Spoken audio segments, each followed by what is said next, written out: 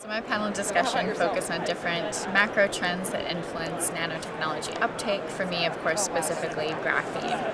And I think that, there's different ways to view this. I think that there are certain barriers with customer integration, and a few examples that I gave are that customers don't really want to use powder, they want to use dispersions.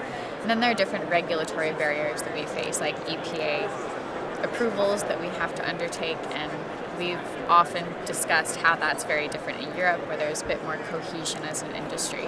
I think there's, bigger topical issues like the EU energy crisis, supply chain issues, hiring issues, and I think that, this does affect all of us. I think it can be a catalyst for adoption, reaching these net zero targets. But I also think there's going to be a huge degree of consolidation within the industry, and we've just seen recently with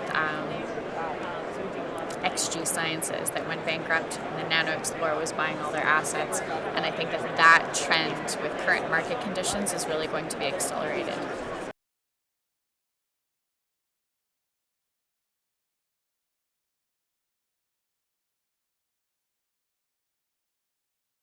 Again, I do think it's an inflection point. I think that there's a great deal, I would say, of different stressors, whether it's market stressors, the energy crisis, supply chain issues, COVID, and of course the net zero targets. I think that in general it's going to be sustainability. I think that that's going to be a big catalyst because generally customers don't want to change unless they have to stay competitive, and government agencies don't want to put money towards promoting these issues unless they feel like they have to.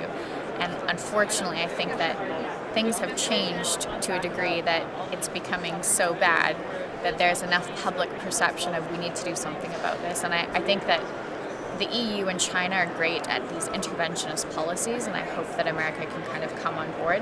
But I do think that a lot of these trends are going to be accelerated to reach these net zero targets.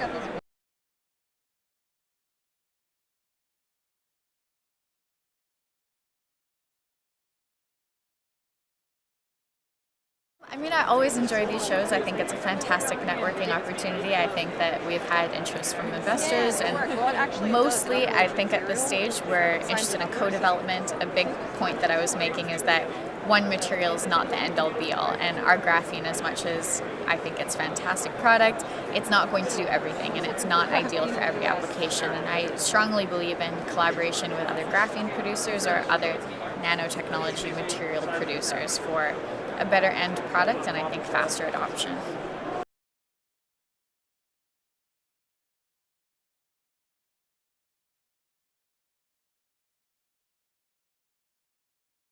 I think a huge thing for us, and what this show helps to assist, is collaboration. I think that to touch again on the EPA standards, because we're not collaborating, I think, as effectively as we could, it's kind of holding us back. And I think that there's so many unnecessary restrictions on graphene specifically, or nanotechnology as a whole. And for example, nano graphite doesn't face those same regulations. And I think that shows like this, where we can be more in contact with each other and accelerate different development trends that we're seeing, I think it's to everyone's advantage.